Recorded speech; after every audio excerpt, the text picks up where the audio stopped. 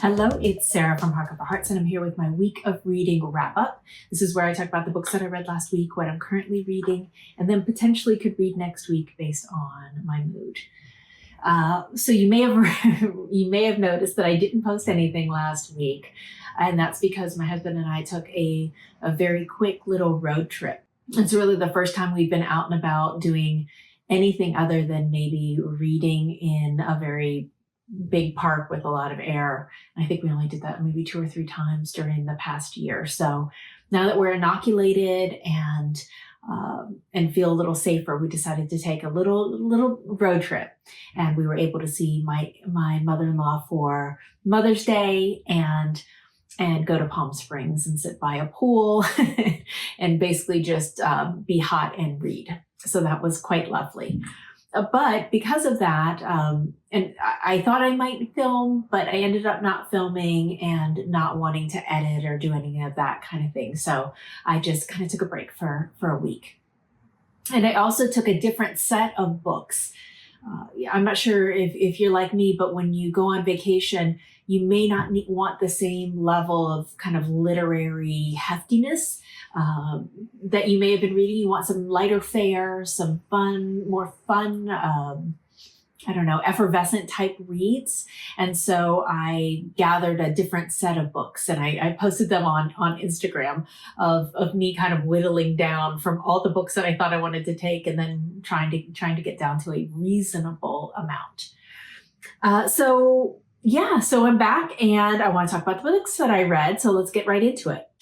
The first book I actually can't talk about because I had a little plot twist happen before leaving for vacation a couple weeks ago, actually. And that is that I'm on this Voxer group with a few people, and one of the people in this group is Robert from Barter Hordes. You may know him as the person who created the Booktube Prize. And he was freaking out because he had a judge back out of the fiction round, and with not a lot of time for him to jump in and be a substitute. So I quickly asked, well, what round or what grouping was it? Because I've read a lot of the books already. And sure enough, I'd read 5 of the 6 books, so only had 1 to read. So I said, sign me up, coach, put me in, and I'll take one for the team. I wasn't originally planning to do every round like I did last year. I was only planning on coming in maybe for the last 2. But I would hate for him to be stuck. And turns out I'm very, very happy that I did, because then a nonfiction judge also had to pull out. So he was able to take that one. I took this one, and all's well and good. So I will be submitting my ballot, because I already finished this book, and putting that in, and then filming my thoughts of that very soon. So that'll come out at the end of this month. Okay, but I'm continuing on my NetGalley busting binge. And I picked up a book that is actually coming out in the UK, I think releasing in paperback very soon. So maybe I wasn't that late. No, I'm really late with this one. This is called Moxie by Jennifer Thiel. This is a YA feminist rom. I really enjoyed this, and I just wish I knew more teenage girls that I could just or preteen girls that I could put this in their hands. This is a story of Vivian, and she's a high school student. She has her friends, her very close friends. She has a single mother, and her mother is a nurse, and they've had to come back to their mother's hometown because of, just trying to make it as a single mother. And, it's a Texas town, very set in its ways, very football and, all of that pageantry around athletics in this town. And she has her friends, but she's looking for something more. And she's quite an interesting, fun character. And she goes through her mother's things and finds this box. And as she's looking in this box, she realizes that there's a lot of feminist literature and zines and old Riot Girl stuff. And Riot Girl was kind of next generation from me, kind of the next one right after me, of young punk girls who were just DIY, doing their own thing, putting on their own shows, and creating their own scene within the punk scene that was very feminist first, and really exciting. So she sees this, and so it was fun for me to have lived through that, but then also seeing her finding these things and being inspired by them, just as I'm being inspired by Simone de Beauvoir and all these other women who came before me. So fun little story. I think it was very realistic. I loved how she dealt with a romance that was budding, and this guy who seems like he's an ally, but some of the things he says don't really line up, and how she deals with that. And a new friend that moves into town that she ends up meeting, and how she kind of dips her toes into activism. So this was a really fun story. I enjoyed it very, very much. Now let's talk about the opposite of fun. This book I have been curious about. It's been on my radar. I've wanted to read it, but when I saw it, it came up in my audio holds from my library. I thought, okay, well, now's the time. And so my husband and I had a very long drive, so we listened to this as on part of the drive to the desert. It's Minor Detail, and this is by Adania Shibli and translated by Elisabeth Jaquette.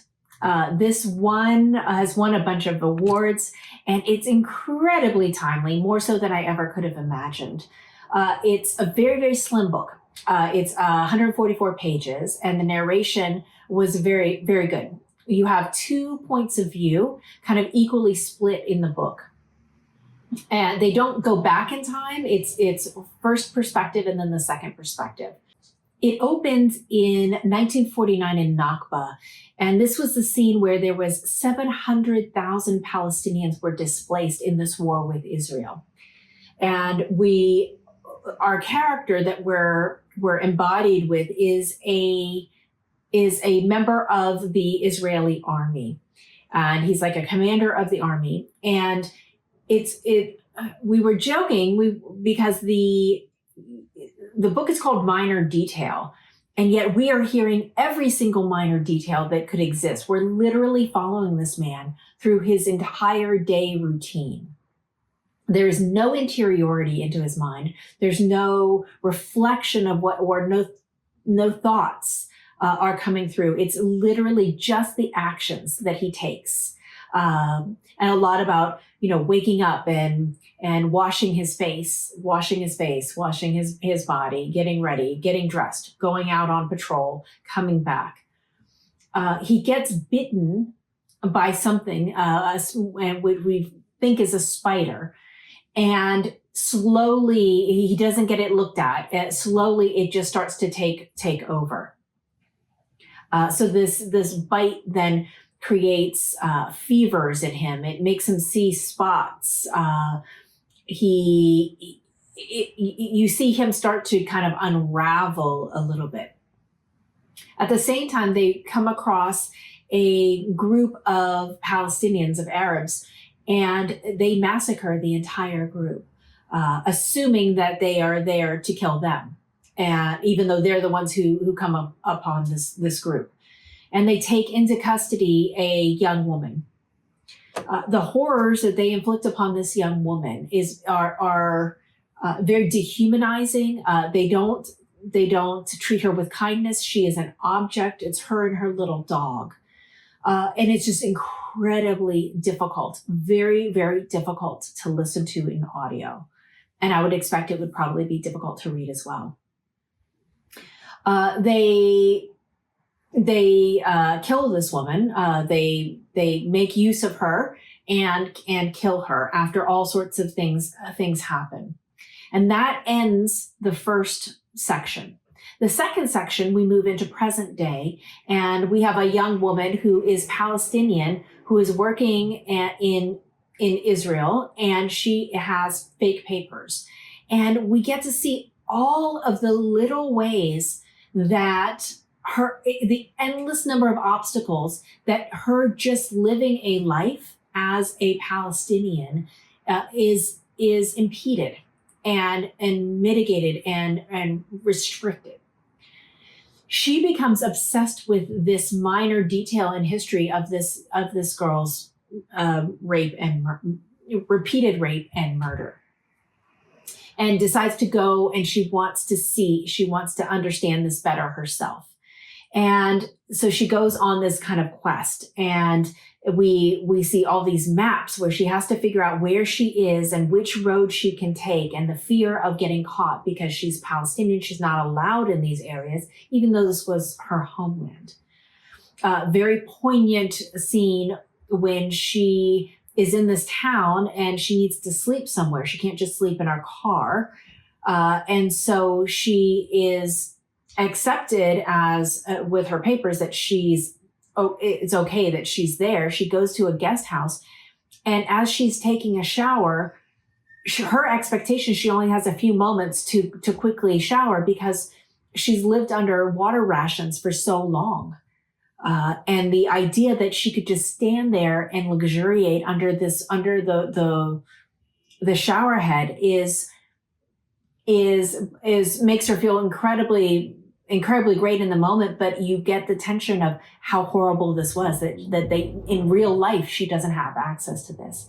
And so these little things, they just add up, and it's the structure is amazing. It doesn't come across as well in the audio, but the things that happen parallel. So when I think I mentioned about the dots, the poison of the spider's bite was impacting this officer so much, and she also sees dots in her eyes as she's kind of in the same space for different reasons. Little things like that. The construction of this book was so well done. The emotion and the lack thereof, all of the following through the daily activity of both of these characters and the mirroring effect was remarkable. I mean, this book was so powerful, and I can't stop thinking about it, especially with what's happening right now in Gaza, in the current displacement of people of Palestinians by settlers in Israel and Zionists. This would be a powerful book if you want to understand a little bit more, and if you want a bit more context. I highly, highly recommend it. Okay, let's go on to another book. This book, frustrated me. It frustrated me, not because of the book. The book's great. It's because of the existential crisis that I always have when I recognize how little I've read, despite the numbers of books that I have read. I just don't understand how it's possible. But this is Unfinished Business, Notes of a Chronic Rereader by Vivian Gornick. So I got this book and I was all excited because I've heard nothing but amazing things about Vivian Gornick, and I love people who write essays and put themselves in there. And so I was really looking forward to this, only to discover that I have only read a few of the books that are actually discussed in this book. And I can't be the only one. I can't figure out if it's that certain authors of a certain time have all read the similar things because of the canon, or because of school, or because of the literary community that they're a part of. Is that why? But how can I be such a well-read person and still have so many books that I just am not familiar with?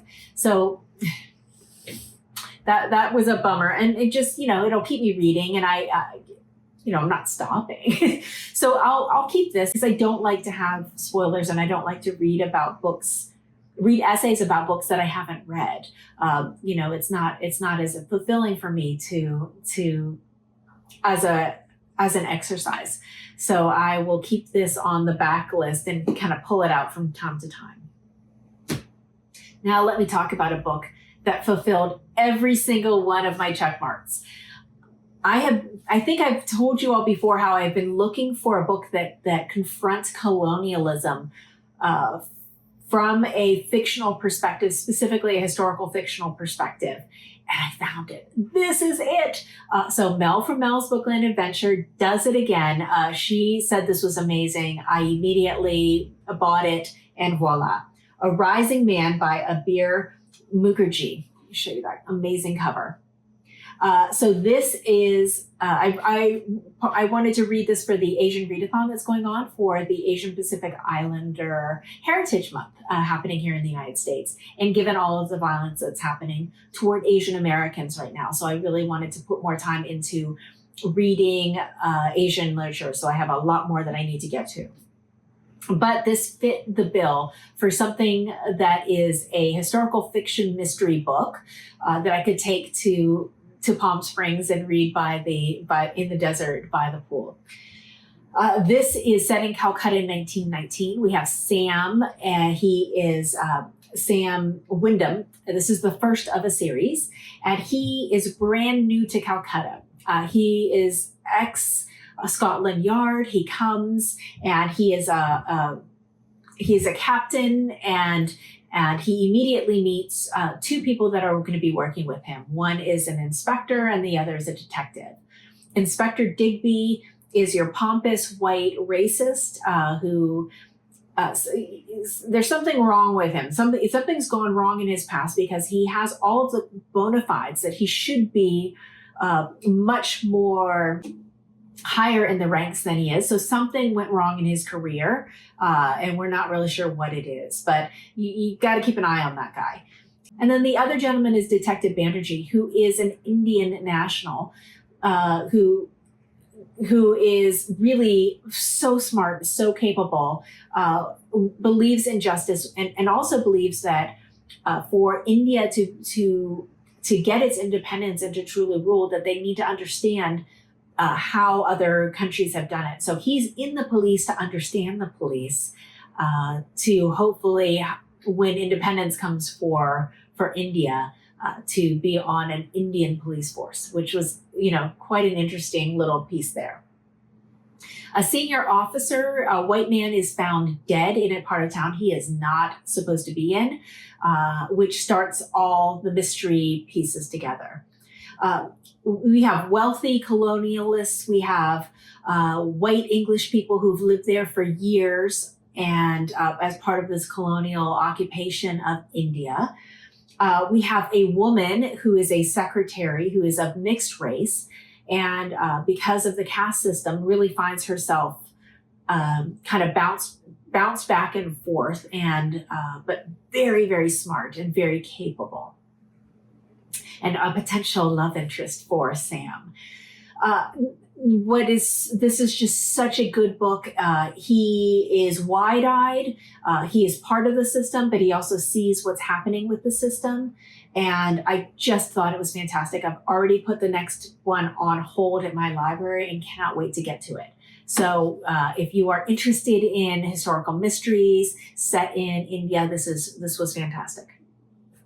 So continuing in that part of the world, I had this book that Russell from Ink and Paper Roll gave to me, and I was been looking forward to getting to it. I just hadn't had a chance, so this was perfect timing.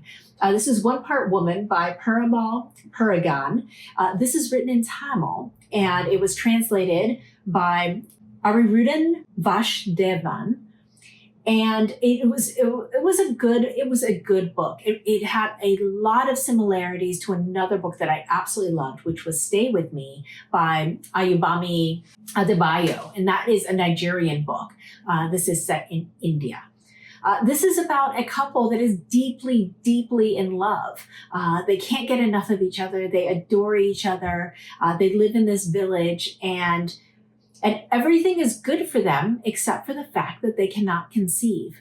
And it's the implications of that lack of fertility and how it affects them financially in the relationships and hierarchy of the village, of their family, socially, culturally, the whole 9 yards, and all the things that they try to do to is it a curse? What's happening? All the things they try to eat, all the advice they get from everyone of what they need to do.